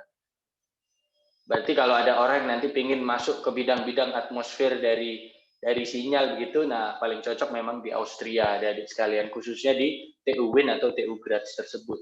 Nah, dan ionosfer ini itu yang penting kita tahu TEC. TEC itu apa sih? TEC itu total electron content. Total elektron konten itu apa maksudnya? Seberapa besar partikel-partikel atau seberapa banyak partikel yang ada di ionosfer yang biasanya terpengaruh gara-gara siang atau malam, bukan pagi dan sore ya, kenyang nanti kalian kalau pagi dan sore, siang atau malam begitu ya, terpengaruh ada perubahan siang atau malam, dan gara-gara ada solar flare atau adanya aktivitas-aktivitas dari matahari itu sendiri. TEC itu adalah sebuah penelitian yang sebetulnya sekarang jadi bagian dari KP-nya Ade Arpan, tapi saya tidak tahu Ade Arpan ini menghilang kemana ya, jadinya tidak dilanjutkan. Kalau ada ternyata adik-adik yang ingin melaksanakan KP ataupun tugas akhir untuk mengetahui konsentrasi dari elektron di ionosfer, nah ini silakan nanti bisa menghubungi saya atau Pak Redo, nanti kita bisa mencarinya dari data GPS adik-adik sekalian. Atau kalau dalam bahasa lain adalah GPS meteorologi. Buku bahasa Indonesianya baru keluar beberapa bulan yang lalu oleh Pak Dudi Darmawan, kalau tidak salah ya. Pak Dudeng ya, dosen dari Geodesi ITB. Kalau ada yang ingin berminat ke sana, mungkin untuk medlit masih bingung judulnya apa dan merasa bahwa saya ingin GPS, boleh nih dicoba nih. Nah, silakan nanti bisa menghubungi saya. Dan di ITERA yang sudah TA ini itu sampai sekarang baru satu orang, yaitu Samuel ya, Samuel Gultom 2015. Sayangnya baru selesai seminar, sidangnya belum, hilang lagi yang bersangkutan. Jadi masih belum ada lah istilahnya untuk TA yang selesai dengan TEC ini. Kalau ada yang mau, dipersilahkan. Lanjut adik-adik sekalian. Nah, sebenarnya ionosfer itu mirip seperti dry troposfer, dia sudah banyak model yang bisa digunakan. Jadi tidak seperti wet troposfer yang masih agak bikin bingung. Kalau ionosfer itu tidak terlalu banyak bikin bingung, adik-adik sekalian. Jadi kalau dari atmosfer yang ingin saya sampaikan adalah yang pertama, ionosfer itu tidak terlalu susah, dry troposfer juga tidak terlalu susah, tapi yang complicated itu adalah wet troposfer. Dan there is still some research going on untuk menyelesaikan wet troposfer, especially on the coastal zone atau especially di area pesisir. Dan kalau mau S2 mengenai itu sangat-sangat baik dan nanti bisa dikontakkan dengan supervisor saya S2 di TUM gitu ya, atau di Jerman untuk mungkin bisa membahas mengenai itu. Nah, sampai situ bingung? Kalau bingung pegangan dulu ya, pegangan meja atau pegangan laptop, pegangan sebelah Anda. Baru silakan bertanya. Gimana? Ada yang ingin didiskusikan mengenai atmospheric error ini agar nantinya kita bisa tahu apa saja yang perlu dimasukkan? Nanya, Pak. Ya, silakan Fatih. Itu Pak di slide 4 kayaknya Bapak salah nulis ya, Pak. Kenapa di troposfer dry component dia koreksinya lebih gede, Pak? 2,3 meter. Yang ini ya? Ini ya? Slide keempat, Pak. Nah, itu. Itu beneran meter, Yang ini Pak? ya? Iya. Iya, betul, meter. Tapi mudah untuk diketahui, Oh, Fatih. iya. Problemnya itu bukan berapa besarnya, tapi sebagaimana kita bisa mengerti dari errornya itu. Kalau yang troposfer dry component itu memang besar efeknya, tetapi kita sudah bisa mengerti dengan baik bagaimana menentukan komponen keringnya itu, sehingga 2,3 meter pun cincai gitu, sudah selesai gitu urusannya. Yang belum selesai adalah troposfer yang komponen basah. Walaupun kecil itu 3-45 cm saja, tetapi kita masih belum paham banget mengenai ini gitu. Jadi kita harus melakukan penelitian yang jauh lebih dalam terhadap wet komponennya ini. Begitu Fatih. Oh iya, Clear Pak. ya? Kirain saya ngukur dengan ngerti dengan baik itu udah pasti koreksinya Kecil. terlalu gede gitu, Pak. Iya. Enggak. Salah paham, Pak. Iya. Siap, terima kasih pertanyaannya Fatih, yang baik sekali. Silakan lanjut selanjutnya, mungkin ada yang mau bertanya.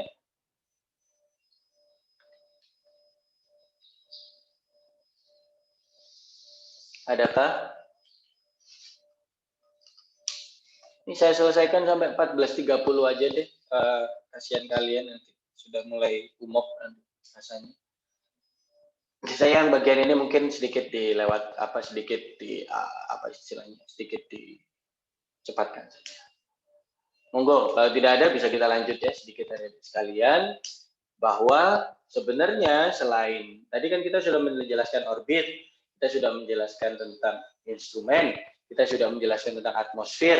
Nah, sekarang kita akan menjelaskan tentang apa yang terjadi sih sebenarnya di permukaan laut itu. Yang pertama adalah efek dari tides. Apa sih tides itu? Ada yang tahu? Tides adalah pasang surut gitu ya dari sekalian. Dan kita tahu sama-sama bahwa gara-gara ada tides, apa yang terjadi? Kan begini ya berarti ya. Muka laut kan secara umum kalau kita bicara kan begini ya, betul nggak?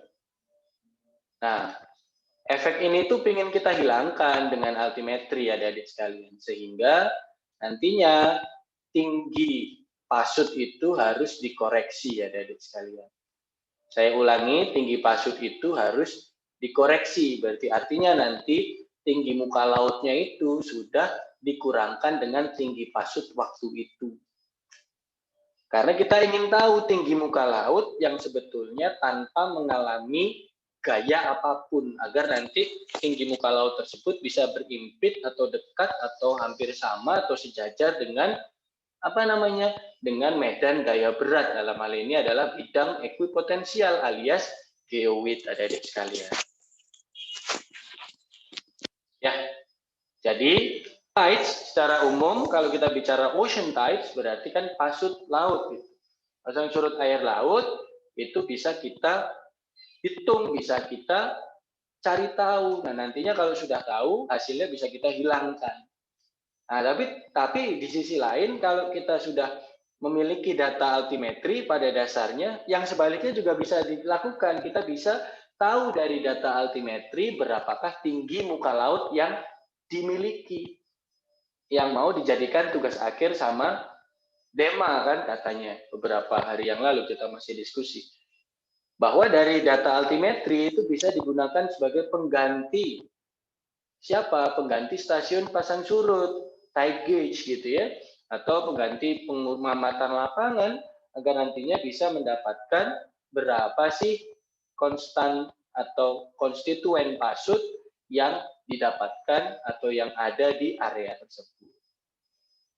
Jadi intinya ocean tides kalau kita mau betul-betul mengolah altimetri itu harus dihilangkan. But in another way, dalam hal yang sebaliknya, karena sebetulnya altimetri itu masih terpengaruh pasut data aslinya, maka kalau kita mau cari gelombang pasutnya, ya bisa begitu. Dari data altimetri yang kita anggap seperti Anda masang rambu ukur itu, tapi di banyak tempat di tengah laut gitu, kan kalau kita punya data yang sama terus-menerus di secara berkala kan kita pada dasarnya bisa membuat sebuah grafik pasut kan. Dari grafik pasut itu dengan sedikit editing yang namanya adalah aliasing, de-aliasing, maka kita nanti bisa mendapatkan yang namanya konstituen pasut, baik itu principal maupun incremental maupun additional tidal constituent itu dari data altimetri. Nah, tapi ingat bahwa pasut itu ternyata tidak hanya pasut laut aja, adik sekalian. Kan ada ya namanya pasut itu, selain pasut laut itu ada dua jenis pasut lagi. Yang pertama namanya adalah pasut dari bentuk bumi yang keras, bukan keras ya, solid earth, ada yang namanya solid earth tide dan pole tide.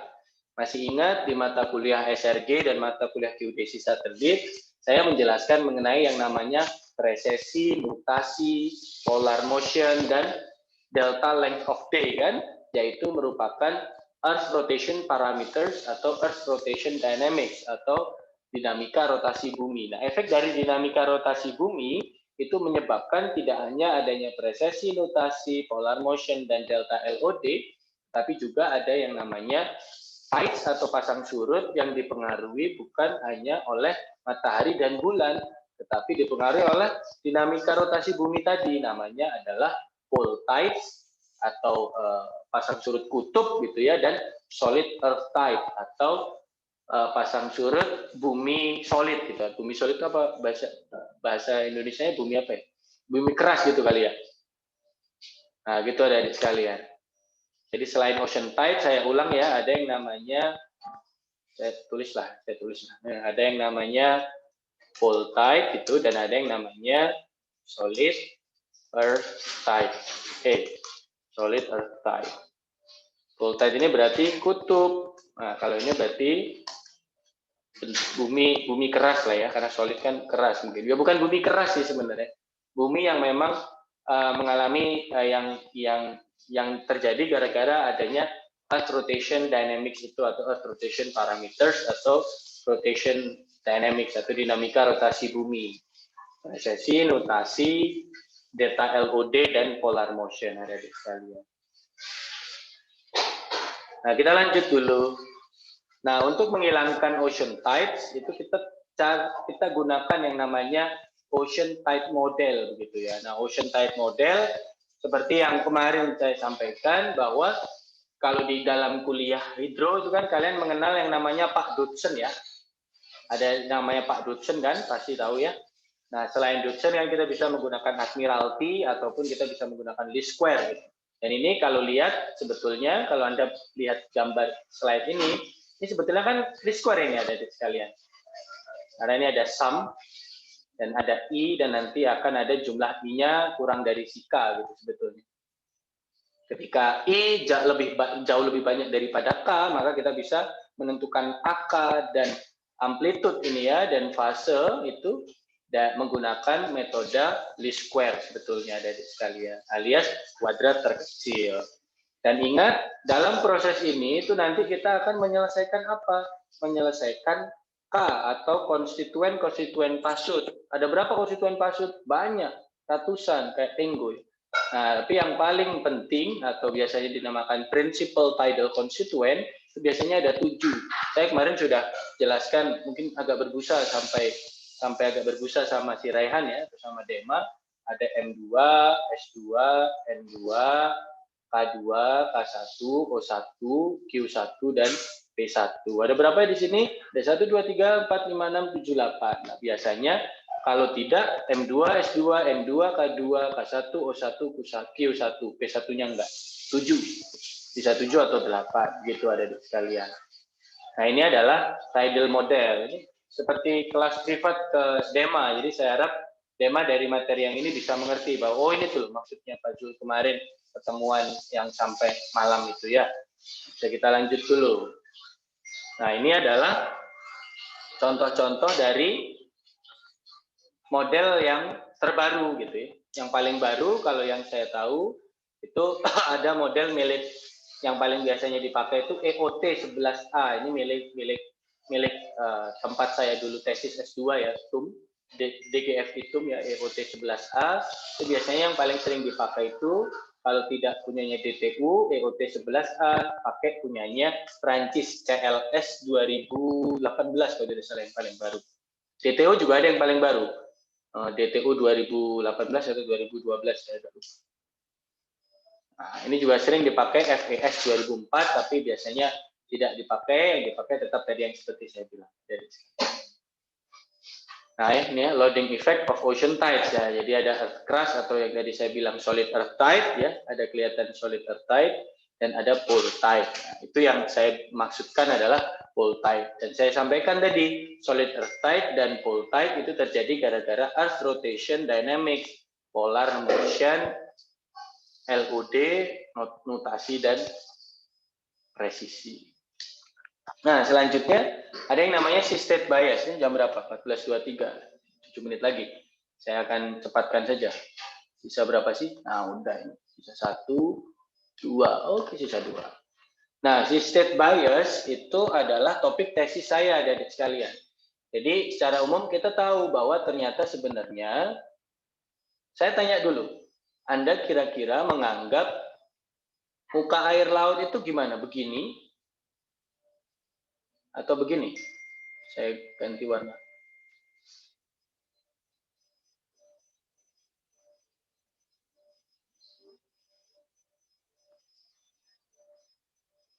Yang mana kira-kira ada di sekalian? Yang warna biru atau yang warna merah?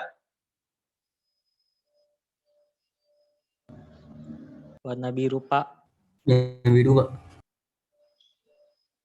Yang warna biru. Nah, kira-kira ada yang ini enggak? Kira-kira ada yang tahu warna merah itu yang apa? Nah, kalau kata Rehan warna merah. Jadi pada dasarnya secara umum kita taunya warna biru. Memang kalau secara nyata itu warna biru adik-adik sekalian. Tetapi kalau Anda lihat dari yang ditangkap oleh altimetri itu bukan yang warna biru, tapi yang warna merah. Ya, wave through have parabolic form, whereas wave crest have a smaller curvature radius. Artinya tidak normal seperti parabola gitu, naik turun dengan radius yang sama atau seperti warna biru, tapi anggapannya itu seperti warna merah, set, set, set. Sehingga kalau misalnya kita ambil datanya itu begini gitu ya, footprintnya. Nah, secara umum yang lebih banyak berpengaruh ujung atasnya atau ujung bawahnya kira-kira ada sekalian. Kalau ujung atasnya cuma kecil sekali luas penampangnya, sedangkan ujung yang bawah ini luas penampangnya gede banget gini. Kira-kira yang mana yang lebih berpengaruh terhadap penentuan dari jarak antara satelit ke permukaan lautnya? Yang kuning bukan sih, Pak? Yang Dua-duanya kuning, Hans. Yang bawah atau yang atas, Hans? Yang bawah. Yang bawah, betul sekali. Jadi jawabannya memang yang bawah ya, adik-adik sekalian. Bukan yang bawah. Nah, Rehan kurang tepat. Yang merah itu, yang atas, itu memang mempengaruhi. Tapi karena luas penampangnya tidak sebanyak yang bawah. Jadi antara atas yang bawah, yang paling banyak mempengaruhi adalah yang bawah. Tapi apakah ini mencerminkan keadaan sebenarnya? Tidak. Harusnya dia itu menjadi rata-rata di antara keduanya kan gitu. Tapi gara-gara yang bawah lebih banyak, akhirnya bawahlah yang lebih banyak mendapatkan nilai daripada yang atas. Nah, inilah yang namanya si state bias. Nah, caranya untuk mengoreksinya adalah dengan membuat yang namanya tadi crossover analysis. Dan kebetulan topik S2 saya adalah ini, adik-adik sekalian. Bagaimana cara mengubah data yang seperti ini, yang merah itu terlalu besar ini, yang bawah ini terlalu besar gini ya, jangan saya kasih warna kuning lah. Bingung pasti ngomongnya yang kuning Pak lah, ya dua-duanya kuning gitu. Yang warna hijau ini itu menjadi tidak sesignifikan seharusnya, alias saya coba rata-ratakan begini, membuat model yang akhirnya membuat yang warna hijau ini bobotnya lebih kecil, yang warna merah di atas atau yang warna kuning di atas ini bobotnya menjadi lebih besar, sehingga nanti jaraknya itu betul-betul pas ada di tengah-tengahnya, bukan di atas ataupun di bawah saja. Begitu, itu namanya adalah si state bias, adik-adik sekalian. Ya, terakhir ya adalah inverse barometer effect. Nah, sekarang saya tanya kepada Anda, ketika Anda bermain pompa atau Anda menggunakan pompa, itu pada dasarnya pompa itu bermain apa sih sebenarnya pompa itu, adik-adik sekalian?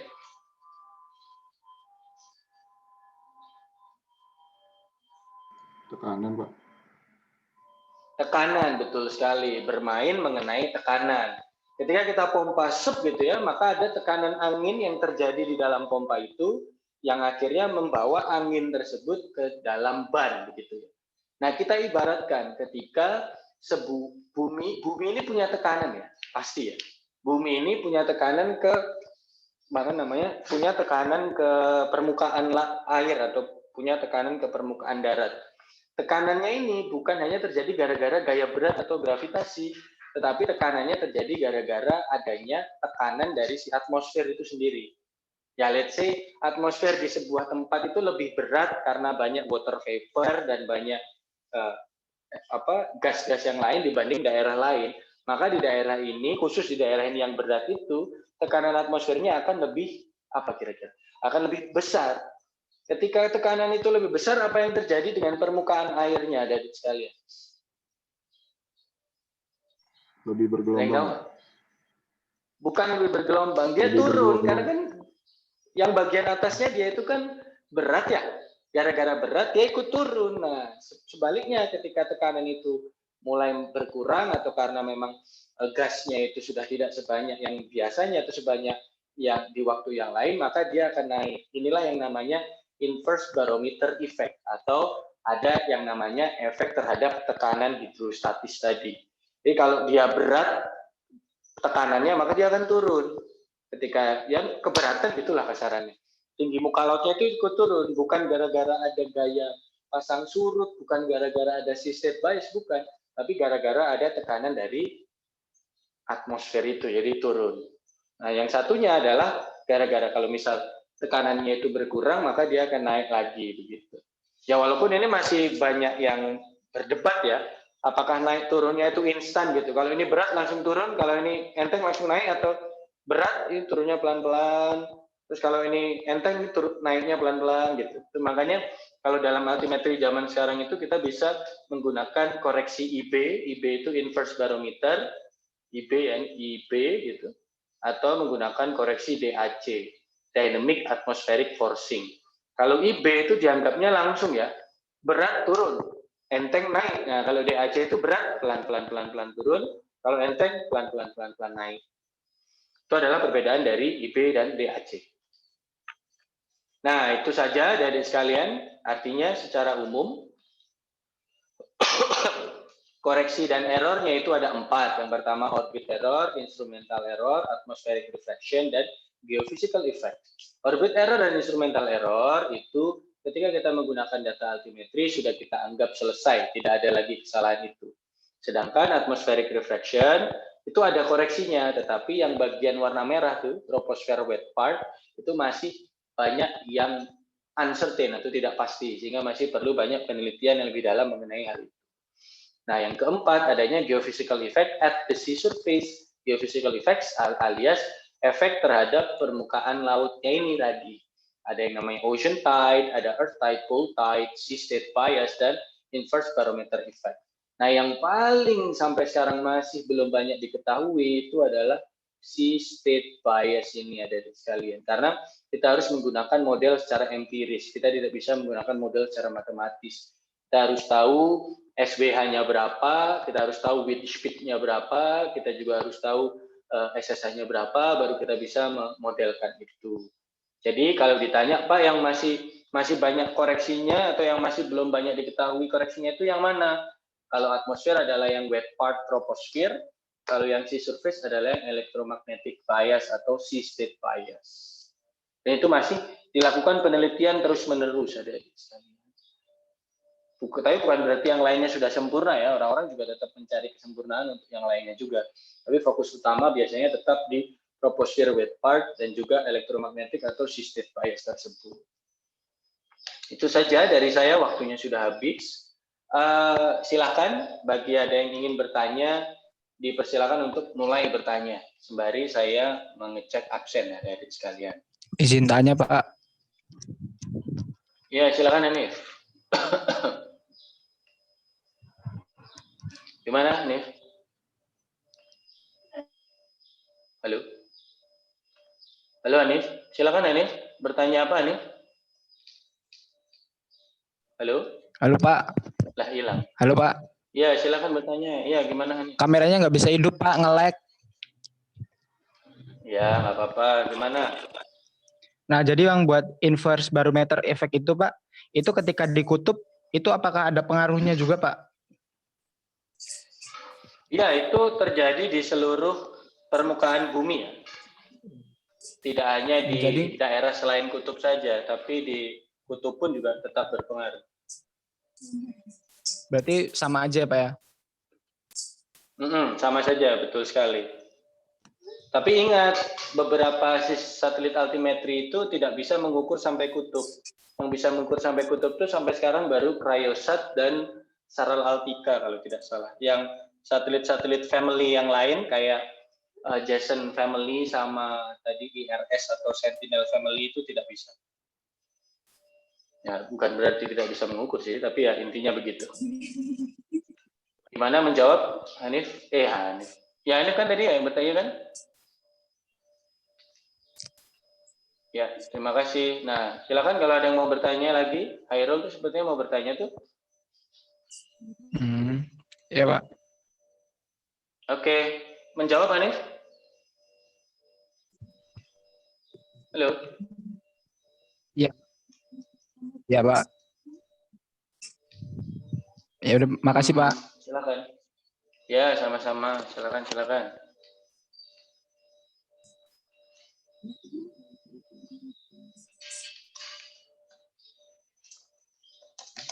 Silakan, ada yang mau bertanya lagi? Hairul tuh mau bertanya atau apa kok di unmute? Di mute langsung ya, berarti tidak bertanya. Pak, silakan, Anita sebenarnya mau bertanya tuh. Ya, gimana Anita? Kalau misalnya di permukaan lautnya itu ada objek, Pak, kayak misalnya ada anjungan kayak gitu tuh termasuk kesalahan nggak, Pak? Secara umum altimetri tidak akan mengindahkan adanya anjungan, jetty, dermaga atau kapal ya, karena kontribusinya terlalu kecil, kecuali kapal atau anjungannya itu menutupi seluruh footprint. Let's say kapalnya itu gedenya sampai 11 kilo, nah baru itu nanti bisa jadi mempengaruhi. Tapi kan kapal-kapal yang paling besar zaman sekarang aja paling cuma 100 meter, 150 meter kan panjangnya, dan lebarnya juga cuma paling, kalau saya tahu Panama X itu yang paling gede, kapal kargo paling gede itu lebarnya 50 berapa meter gitu. Jadi kalau untuk konteks footprint dari si altimetri itu tidak terlalu terpengaruhi, Anita. Ya Pak, baik Pak, ngerti. Makasih Pak. Ya. Mungkin saya kira kamu mau tanya mengenai ini, mengenai apa? Mengenai TA. Ternyata tidak. Oke. Lanjut. Silakan kalau ada yang mau bertanya lagi. Ya Pak. Sembari ada yang mungkin ingin bertanya. Gimana, Nita? Ya, kalau mau nanya TA tadi, apakah semua satelit altimetri itu termasuk geodetik geodetik mission ya Pak? Geodetic mission. Nah itu. Tidak semua, biasanya altimetri itu tidak geodetic mission dulu, nanti setelah 2 atau 3 tahun dia baru geodetic mission, tapi hampir semua satelit altimetri itu pasti melewati masa geodetic mission. Bahkan ada beberapa satelit yang langsung geodetic mission, Cryosat, Saral Altica, itu seingat saya langsung geodetic mission dari awal, jadi dia tidak punya yang namanya repeat cycle phase, itu nggak punya, dia langsung geodetic mission. Tapi kalau umumnya satelit itu repeat cycle dulu 2-3 tahun atau mungkin sampai 4 tahun, baru setelah itu tahun ke-3, ke-4, ke-5, ke-6 dia melakukan yang namanya geodetic mission tersebut. Berarti kita harus tahu ya Pak ya rekam jejaknya satelit itu ya Pak. Oh ya betul, harus. Dan informasi mengenai ground track atau si rekam jejak satelit tersebut itu selalu ada di website satelit masing-masing. Ya kalau saya sih alhamdulillah insya Allah hafal ya. Jadi kamu coba cari, nanti kalau kita ketemu lagi untuk berdiskusi, ya Anda bisa sampaikan, musalah itu, bisa saya bilang gitu, belum ini, harusnya ini sudah, dan sebagainya. Karena insya Allah kalau saya sih sudah ya apalah dikit lah. Tapi yang pasti cari informasi di website dari satelit tersebut itu pasti ada. Begitu. Ya, Pak. Siapa namanya? Anita. Pertanyaan yang baik ya. Semoga bisa membantu dalam persiapan untuk per-TA-an. Ya Pak. Dipersilakan bagi yang lain kalau ada yang mau bertanya, ya sama-sama.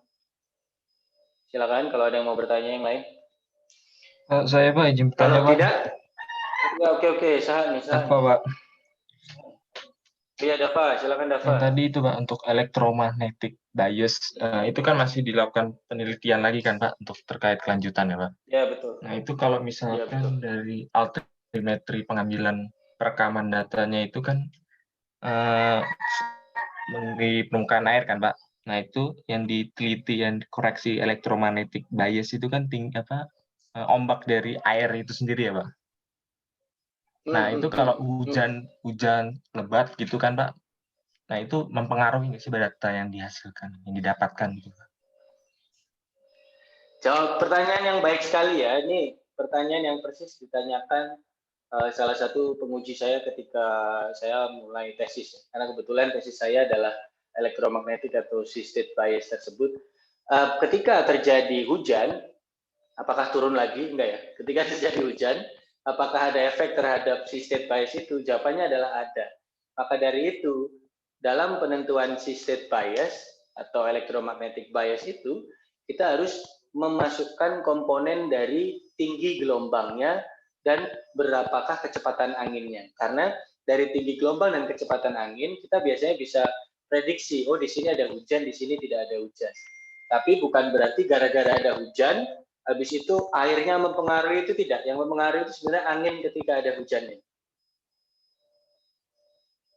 Dan itu akan bisa dideteksi apabila kita menggunakan model tinggi gelombang laut ketika saat itu terjadi, hujan itu terjadi, dan juga mengetahui model dari hasil pengukuran kecepatan angin di area tersebut. Makanya tesis saya itu adalah mengetahui efek dari wind-wave relation terhadap penentuan sea-state bias untuk area lokal. Dalam hal ini kalau saya kemarin Laut Mediterania sama Laut Utara. Bukan yang ditawarkan sama Venirus ya, kalau itu beda. Kalau itu Bukit Dom Mediterania kayaknya. Senin harganya naik. Gimana Dava? Tidak ada yang tertawa ya, ya sudah. Makasih Pak. Yuk sama-sama. Nggak nyampe Pak. Saya udah ketawa Pak. Oh ya, iya. Alhamdulillah. Terima kasih Pak Kahim sudah ketawa di chat ya. Ya silakan yang lain kalau ada yang mau bertanya. Oh ya, anyway yang belum absen ada 3 orang ya. Ada Ade Arpan, Maharani Aprilia, dan satunya siapa ini? Hans. Hans kok belum absen Hans? Hans? Iya, Pak. Coba ditunjukkan muka dan suara Mas Anda. Ya, Pak. Oh, siap. Terima kasih, Hans. Aduh, salah lagi saya ngekliknya. Oke. Kok salah saya ngekliknya? Nah, jadi yang belum hadir untuk sekarang ada Ade Arpan dan Maharani Aprilia. Oke, sudah jam 14.41. Kalau ternyata tidak ada pertanyaan, adik-adik sekalian, saya ingatkan UTS akan dilaksanakan di hari Kamis jam 9 sampai 10.40 seperti waktu kuliah. Soalnya nanti insya Allah akan ada 5 soal saya sedang membuat. Dan materinya tidak akan jauh-jauh dari materi 1 sampai 5 yang sudah saya dan Pak Kosasi jelaskan dari awal kuliah sampai sekarang. Nah, untuk ditanya, ada hitungannya tidak Pak? Ada, jumlahnya nanti ada 1 soal hitungannya. Itu merupakan perwujudan dari materi datum, ya, materi datum dan materi review sistem koordinat di pekan ketiga yang diberikan oleh Pak Kosasi. Tolong siapkan kalkulator, siapkan mental ya pasti, siapkan pengetahuan juga, video sudah diunggah semuanya, mau diputar berkali-kali boleh gitu ya, biar tidak selalu muter MLI terus gitu ya, biar bisa muter yang lain gitu kan. Nah, kita mungkin ketemu lagi di hari Kamis jam 9 tersebut. Nanti di hari Minggu saya akan berikan mengenai skemanya. Harapan saya besar tidak ada nanti yang beralasan, aduh Pak sinyal saya lemot, aduh Pak apa gitu ya. Jadi ketika sebelum jam 9 itu Anda sudah standby di sinyal yang baik gitu. Either main ke LIP ke, either ke kampus atau mungkin kemana gitu ya, atau ke depan rumah. Tadi saya dengar Dava ditemani dengan kuruk-kuruk ayam, ya itu nggak apa-apa, yang penting sinyalnya bagus. Silakan Sony, katanya mau bertanya tuh. Tanya apa Son? Mau bertanya Pak. Tanya apa Son? Tadi kan disinggung soal password Pak. Kalau dalam pengambilan datanya itu Pak, kalau misalnya passwordnya itu ada yang dapat nilai kedalaman negatif, itu bagaimana Pak? Apakah itu termasuk error? Maksudnya gimana tuh? Nilai kedalaman relatif tuh maksudnya apa tuh? Kedalamannya itu negatif Pak. Oh, kalau passwordnya negatif gitu maksud Anda? Iya Pak. Bukan error ya. Negatif itu berarti apa? Negatif itu berarti ke dalam passwordnya itu ada di bawah permukaan elipsoid. Ingat, elipsoid itu mewakili bentuk bumi tapi tidak 100%. Bisa jadi ada beberapa lokasi yang memang nilai dari passwordnya kalau dibandingkan dengan nilai dari nolnya elipsoid itu minus. Ya tidak apa-apa. Berarti nanti tinggi muka laut rata-rata di area tersebut minus dari awal alias lebih rendah daripada permukaan elipsoid. Permukaan elipsoid itu bukan berarti pasti bawah sendiri, enggak. Bisa jadi suatu saat, saya juga sangat umum terjadi di dunia altimetri itu bahwa permukaan elipsoid ternyata lebih tinggi daripada permukaan geoidnya. Dan itu memang terjadi. Apalagi kalau Anda main di daerah Eropa ataupun mungkin contoh di daerah India. Kalau di daerah Indonesia biasanya jarang karena secara umum undulasi dari geoid dan elipsoid di daerah Indonesia itu lebih tinggi elipsoid gitu kalau Anda lihat dari peta yang kita punya, peta geoid. Tapi itu bukan kesalahan Sony. Tidak mungkin altimetri biasanya sih jarang salah ya. Itu memang karena di bawah permukaan elipsoid dan itu benar gitu. Bukan sesuatu yang salah. Begitu Sony. Gimana? Apakah menjawab Sony? Iya Pak. Terima kasih. Terima kasih, sama-sama. Silakan, satu pertanyaan lagi kalau ada. Izin bertanya Pak, boleh nggak Pak? Yuk, gimana Titis? Kan tadi kan ada 4 kesalahan tuh Pak.